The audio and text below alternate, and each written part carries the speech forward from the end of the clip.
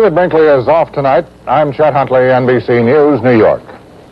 There now is a pronounced lull in the fighting in the Vietnam War, and this is borne out by the casualty figures, which for weeks have been relatively low.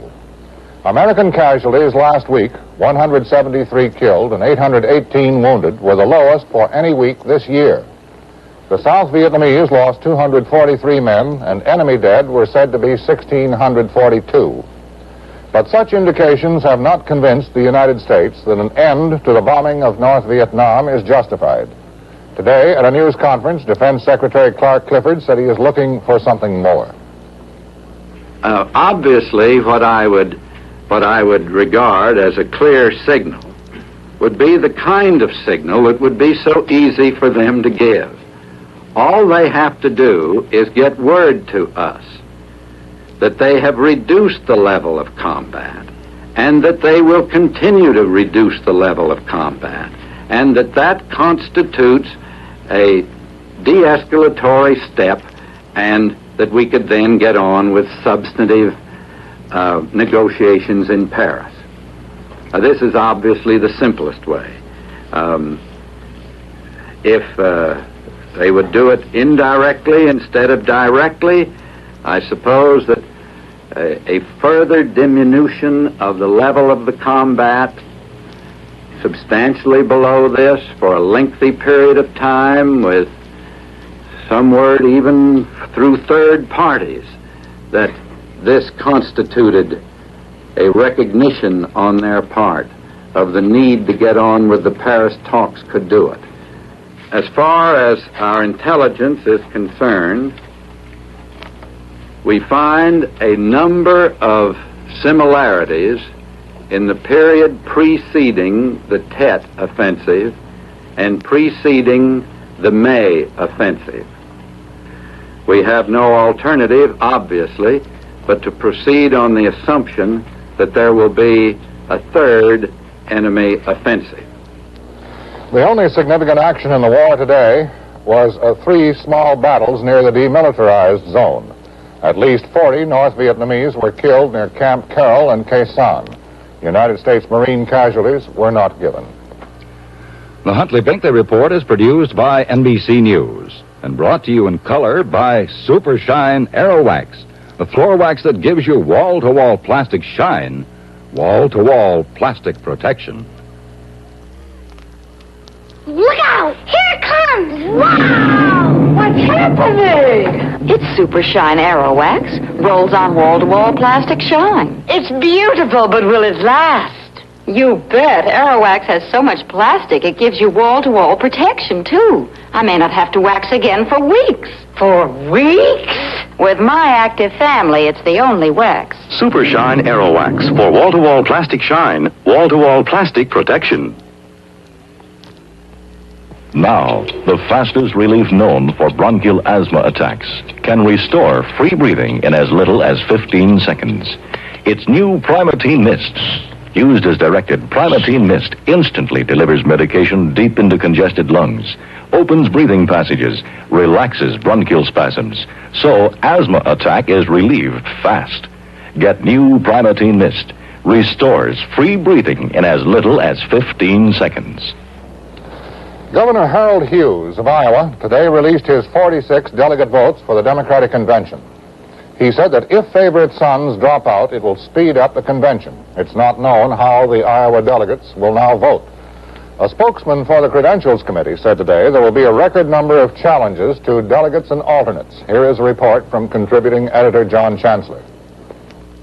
There are so many challenges and contests this year that just about every 5th convention delegate or alternate has somebody else who wants that seat in the hall.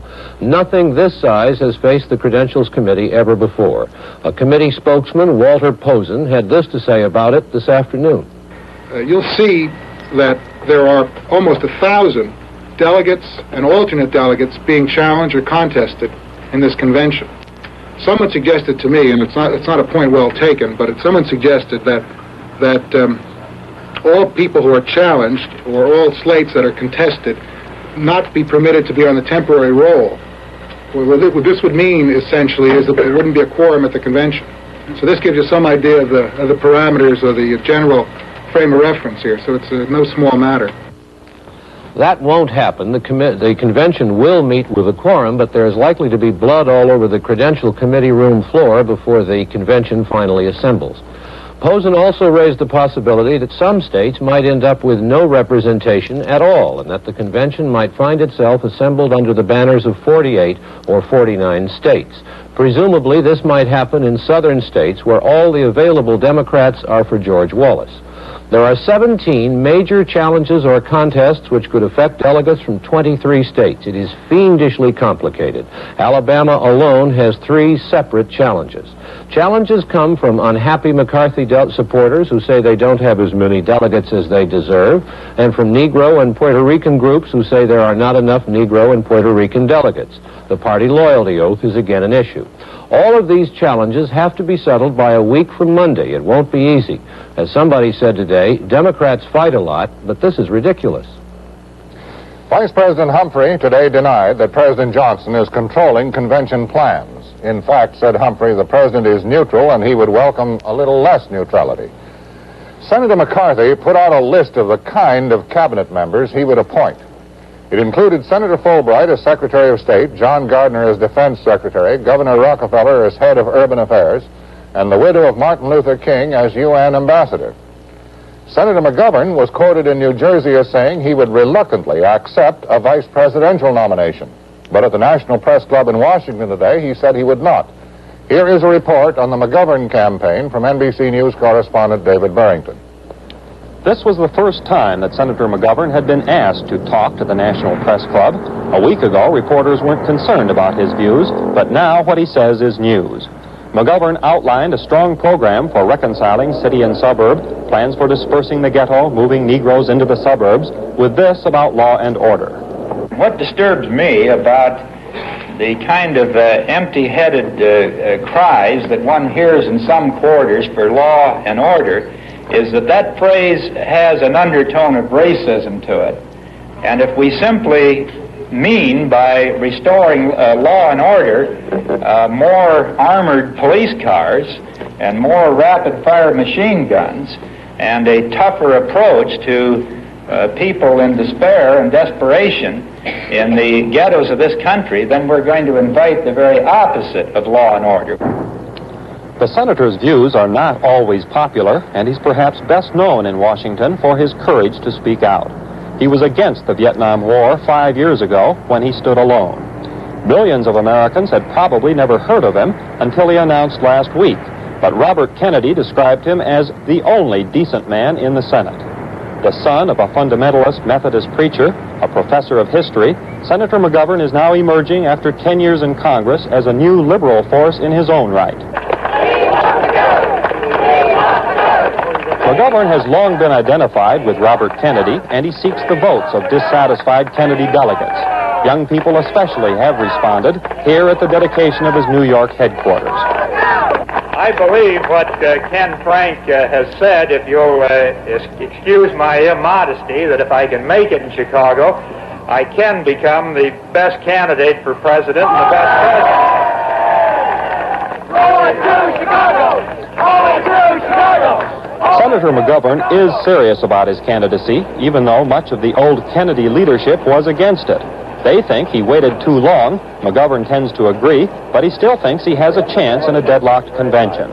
There's little money available, so he's getting as much mileage as possible out of free television time. Senator McGovern, this is Johnny Carson. I want to say hello before we got on. Hi, Senator. how are you? Thank you for coming. How are you? Good to be with you. Thank you. It's a pleasure. We'll see you after a little while. Senator, you're suddenly much more of a celebrity than you were previously as a senator. How does it feel?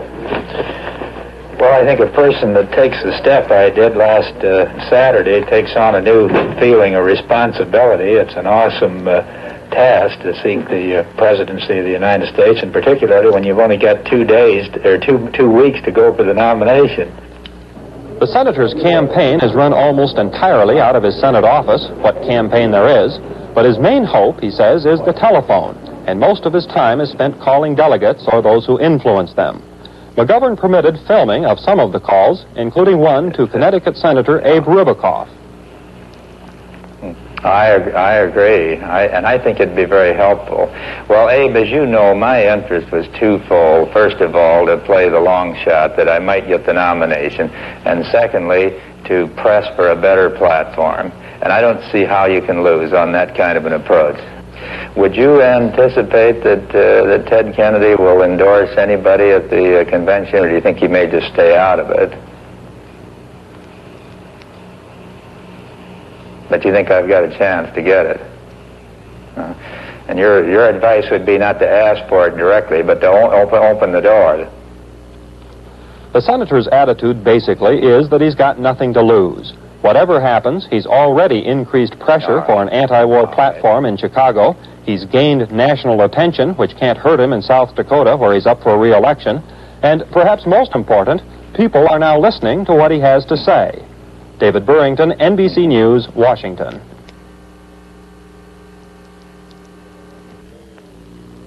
Tipperillo M with menthol is the world's first menthol cigar. So we asked the captain of a famous ocean liner how the idea of a menthol cigar sounded to him.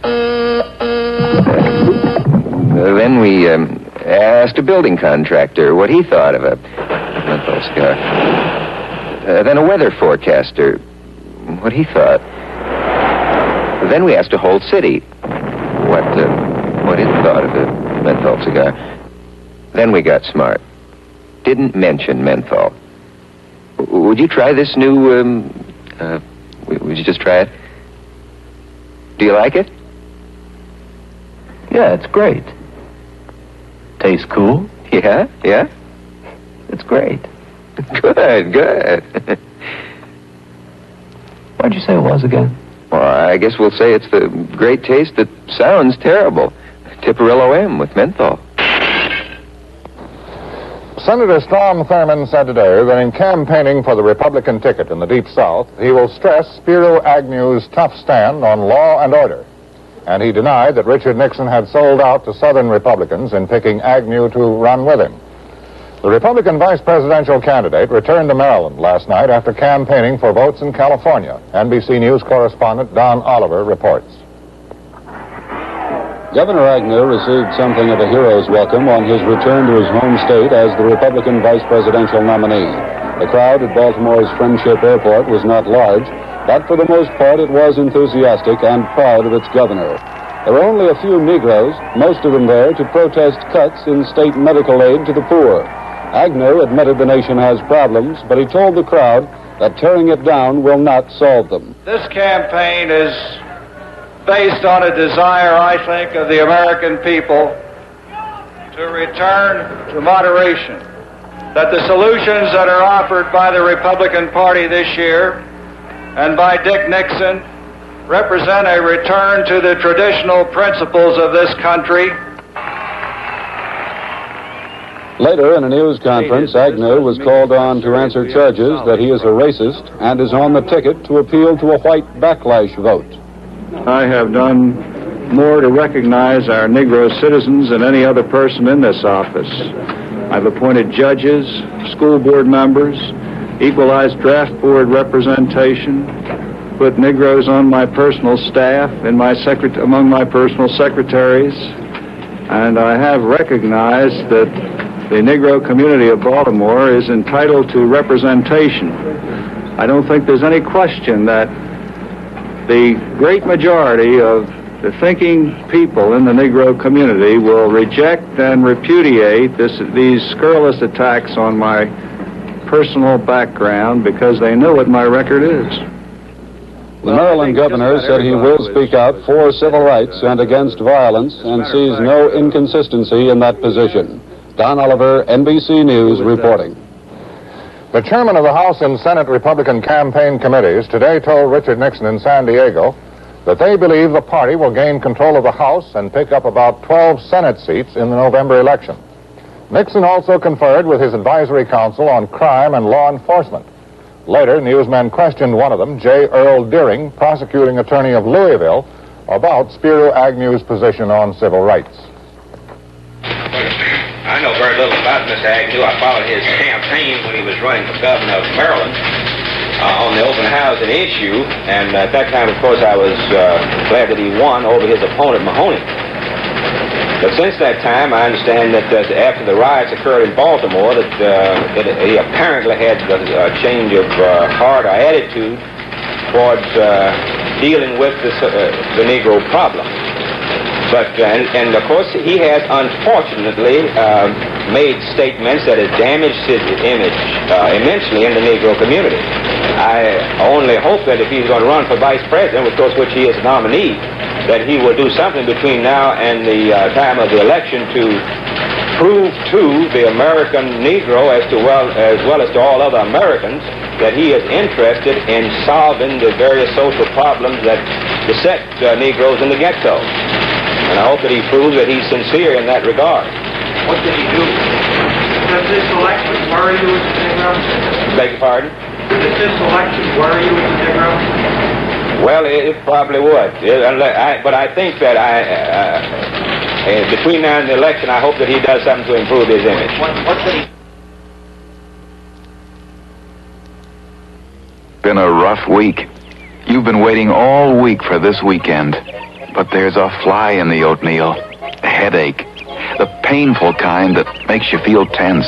But a boy deserves a full-time father. How do you shake this headache? Anacin. Anacin relaxes the tension as it relieves pain. Life's fun again. The Huntley-Brinkley Report continues. Brought to you by Spick and Span, the big job cleaner. Gets the dirt liquid cleaners leave behind. Voila! A perfect duck flambé. Till next week, happy eating. Miss Duke, I'm George. Wish I could cook like you. Sorry for this greasy floor. Liquid cleaner will do the trick. George, for this you need Spick and Span. It'll put power in the water. Look, I'll go over where you just cleaned. But it's clean, ma'am. George, why, Spick and Span wouldn't leave all this. Spick and Span gets the dirt liquid cleaners leave behind. 14 Cubans stole a Russian-built crop dusting plane from Veradero Airport in Cuba today and flew it to Homestead, Florida. The 5 men, 5 women, and 4 children aboard were granted asylum in the United States. The pilot said he flew less than 25 feet above the water at times to avoid detection by Cuban radar. At the Southern Christian Leadership Conference in Memphis today, there had been rumors that an attempt would be made to take the leadership away from the Reverend Ralph Abernathy. NBC News correspondent Bill Matney reports from WMC-TV in Memphis. The story of the SCLC convention thus far has been Ralph David Abernathy, the man who succeeded Dr. Martin Luther King. Recently, there have been reports of dissension within the ranks, of strong doubt that Reverend Abernathy was big enough and smart enough to fill Dr. King's shoes. If this was the case, this convention has changed all that. After a board meeting yesterday, Abernathy emerged stronger than ever and clearly the people's choice. Thus, last night, at a Black Arts Festival, Abernathy had every reason to appear confident and relaxed. Today, the convention got down to serious business and heard Abernathy deliver his first report as president. He had some things to say about racial unrest and the role of black leaders in keeping the lid on. I want to serve notice on Governor Kirk tonight and all other governors across the Southland. When you get in trouble, don't send for me because I'm not going to walk with you anymore through.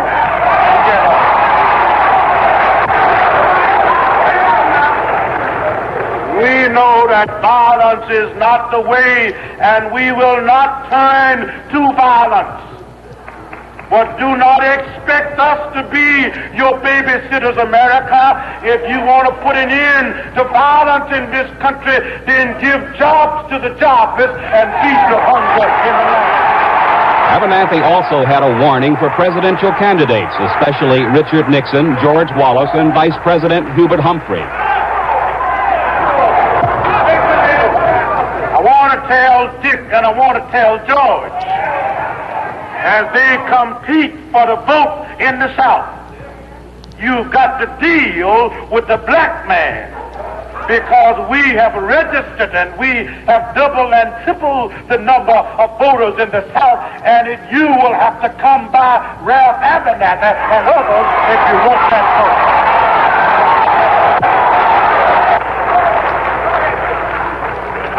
don't want Mr. Humphrey and the Democrats to feel that they have the black vote in their hip pocket.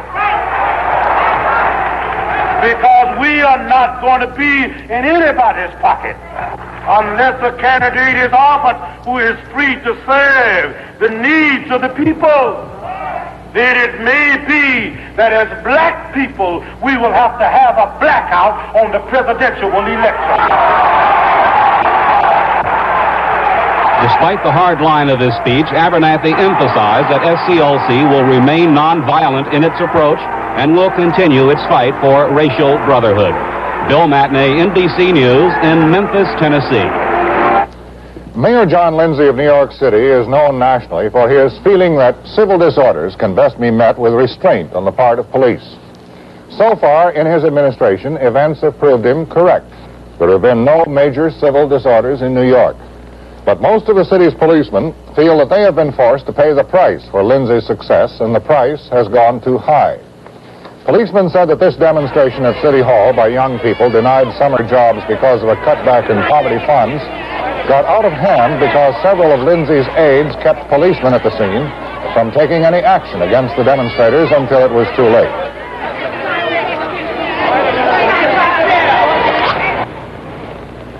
A month later, after two policemen answering a routine call were shot down from ambush, the rank-and-file police began to criticize openly Lindsay's policy of restraint.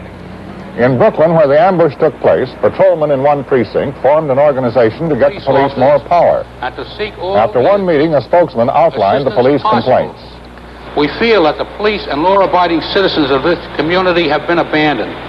The police have been made to suffer outrageous indignities, been abused, assaulted, and even killed. The police and law-abiding citizenry are hopelessly at the mercy of the criminal, bleeding hearts, and the all-powerful ultra-radical groups in the city. We seek to make a few alterations. We have been promised the assistance of prominent attorneys.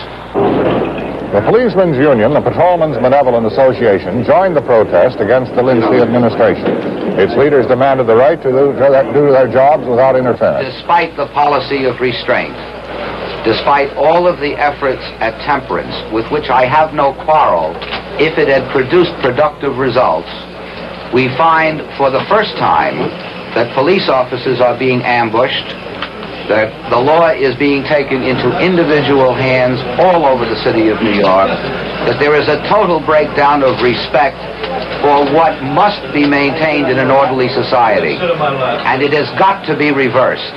If it is not reversed, chaos is our only ultimate. Mr. Cassess, would you say that, Mr. Cassess, would you say that this is in effect, a work-to-rule labor action? A work the rule? Labor action, yes. Yes, these are the guidelines. This is our job. This is what we get paid for. This is what we're sworn to do, and this is what we hope to do. Would you say that a public official who instructed patrolmen directly or indirectly through subordinates to ignore violations of the law was himself guilty of violating the law? Absolutely. Then would you say that the mayor of the city of New York is guilty of violating the law? Absolutely. Lindsay has denied that he or any of his aides ever interfered with the police performing their duty. He repeated the denial today. I regard the whole question as academic. The police commissioner this morning has issued a statement to all members of the department which clearly sets forth his position and official departmental policy. The only issue now is who runs the police department. It can only be the police commissioner through the established chain of command. Police Commissioner Howard Leary was chosen by Lindsay because he shares the mayor's philosophy. Leary's order, read to all policemen today, was designed to end the controversy.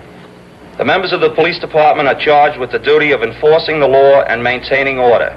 This has been and will continue to be the clear policy of this department. The police commissioner has the duty to run the police department, which is also according to law. The commissioner alone has the lawful authority to direct the operations, administration, and discipline of the department. This department will continue to enforce the law and to be run according to the law. So, as things now stand, the mayor and police commissioner insist upon police restraint in civil disorders, and the head of the Patrolmen's Association says that won't work. At issue in New York City, as in other major cities, is who runs the police department. and how to deal with breakdowns in law and order.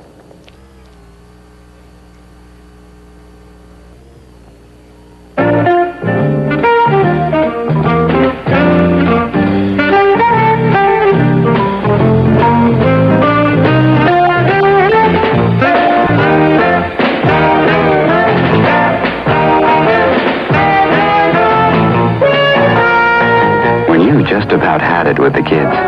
Just remember that someday they'll be on their own. And instead of children on your mind, you'll have something else. A happy retirement. Prudential understands that protecting their future without neglecting your own can be tough, but it needn't be. Prudential's two-way protection provides 1, a family income if anything happens to you, or 2, a retirement income you can't outlive.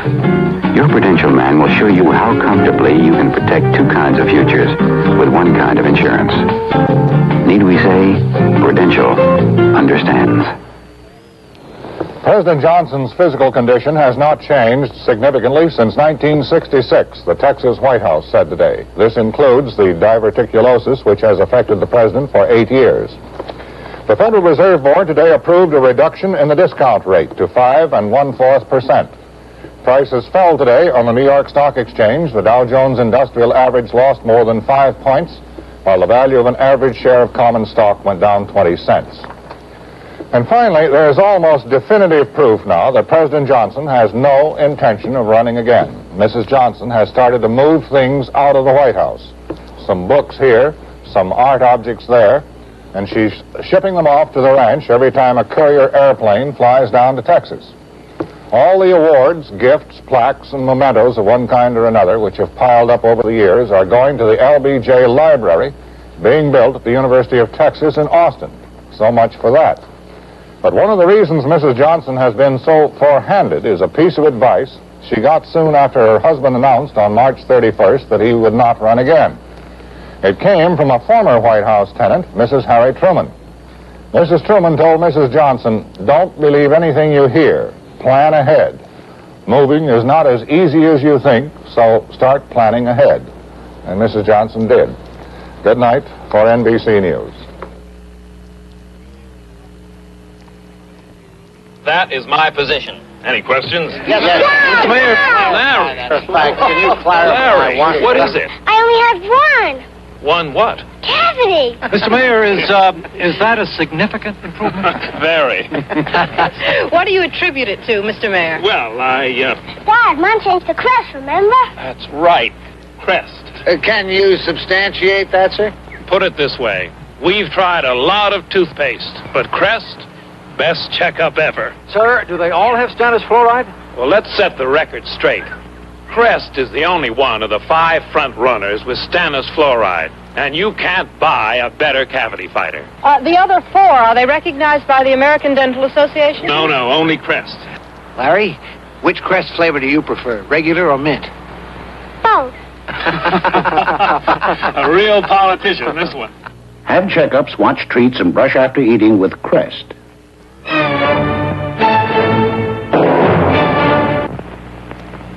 The Outsider, A Man Alone. Darren McGavin stars.